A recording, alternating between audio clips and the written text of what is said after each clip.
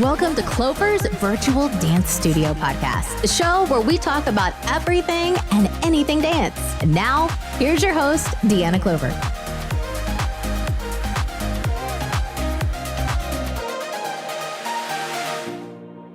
Hello. Thanks for joining me today. Each episode, I like to touch on different topics, such as what to keep in mind when auditioning, dance class tips for instructors, how to be a good dance parent, and more. We talk about everything and anything dealing with dance. In today's episode, I'll be discussing how to be a good dance parent. Some of you might have been a dancer or maybe continuing as a dancer now as a professional, or maybe you're a dance instructor or studio owner raising a child, or maybe you do not have any experience with dance. That's okay. I believe we all have the same goals, and that's to raise a child to be their best, to learn how to be respectful in any situation, and to hopefully enjoy what they're doing. Growing up, I was never picky about activities and always tried different things. I did sports, art, music. I did a lot of clubs, everything you could think of, I've probably done it. But I always danced, and I do enjoy trying new things, but dance has always been my favorite. When having my two kids, I have tried to raise them where, let's try something, and if you don't like it, we'll wait to the end of the season and then we can try something new. I have to say it's been hard to find what they really enjoy until recently. I get it sometimes, we don't feel like doing an activity after school or on the weekends because they are tired or need a break. And my kids might be like, I just want to go home today. And then I question everything like, should I pull them? Do they want to quit? But I don't want to react too fast. I see my son is having fun at his jiu-jitsu lessons, and my daughter's having fun at gymnastics or dance class. So I see them having a good time. So most likely if your child is kind of whining after school, but before you go to their activity, it could just be that, they're tired. But once they get there, they'll get their energy back. My son lately has really been enjoying theater and looking forward to the next performance. So I'm so excited for that. And my daughter also does theater as well, which I think goes great with the dance gymnastics combination. As a dance instructor, I try to make sure my students are having fun, and that's the main thing. If they want to be serious, then I can turn into a coach or coach mode and guide them on a path of being a professional dancer. So as a parent, first thing is make sure they're having a fun time. To be a good dance parent, we shouldn't question every move of the instructor on why is so-and-so in the front all the time. There are many reasons that a particular child might be up front. Now, as an instructor for a recital, I do let every child be in the front line, but I also go by the child. So if a child really doesn't want to be up front, maybe they're really, really shy, or they tell me, I don't want to be up front, then I won't force them, of course. If a student maybe has missed so many practices and they just don't know the choreography, then they might be in the back more often. Sometimes placement is determined by height. On stage, it just looks really nice when the lines are symmetrical. So there are many reasons why. It's also good to learn that in the real world, not everyone will get a chance to be up front. If your child really wants to be up front, then use that as a motivator for them to work harder. Make friends with other dance parents.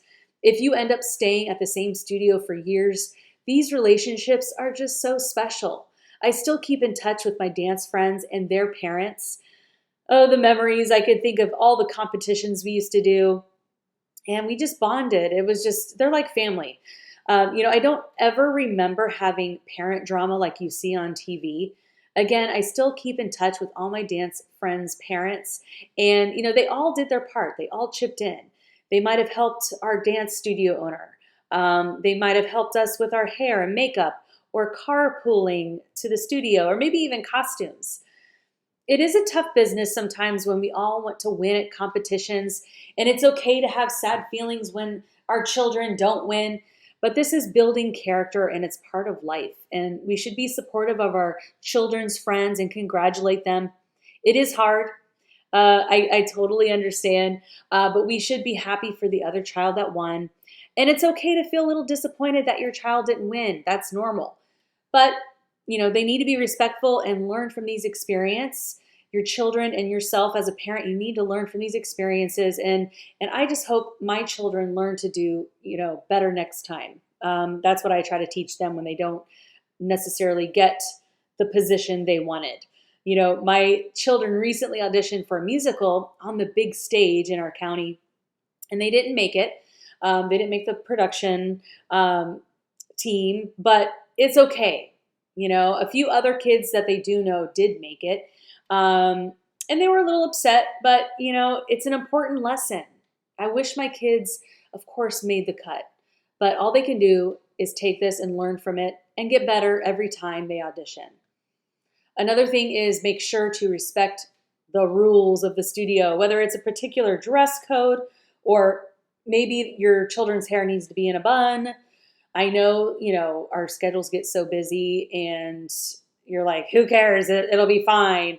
But really, we need to respect the rules, respect the teacher's time, and get your child to class at least 10 minutes early. Of course, not too early, because then that's kind of abusing the studio, and they're not a daycare. They may offer that, and that's great, but don't just expect you can drop your kid off 30 minutes early and it'll be fine, because it's not cool, and it's a safety issue as well.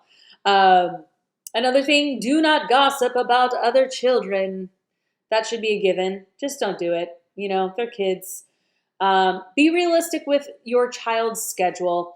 Or your children's schedule. I hate seeing so many kids taking classes every single day of the week, all night, after school, and on the weekends, and not having any downtime. Now, I will say every kid is different, and some really want to be at the studio every single minute of the day, and that's great. But it's definitely not realistic for every child. So let your child be a child. Don't rob them from that. Again, if they want to be there and you have the finances, great. But let them be a kid. I think about my experience growing up and dancing, and I didn't practice every night and practice every weekend as a child. Now, when I was in high school, then yes, I did take on more lessons because I wanted to, and I wanted to be a professional. I was definitely dancing more, but I still managed to be a part of sports after school and had a part-time job while still dancing. So, I was really good at schedules and planning, work and after school clubs and everything. So let them be a kid. Even when they're 18, they're still a kid. So let them be a kid.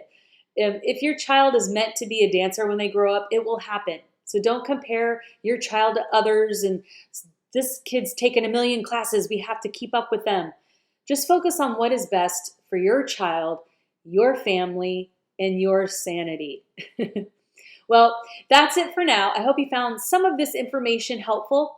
And don't forget to subscribe to my podcast, my YouTube channel, or visit DeannaClover.com. That's DeannaClover.com to join my membership or to book a one-on-one private lesson or birthday party event, whatever the case may be. All right, guys, that's it. Bye, everyone. Have a great day. Thanks for listening to Clover's Virtual Dance Studio podcast. Please don't forget to like and subscribe, and be sure to join us on social media, including YouTube, TikTok, and more. Thanks again, and keep on dancing.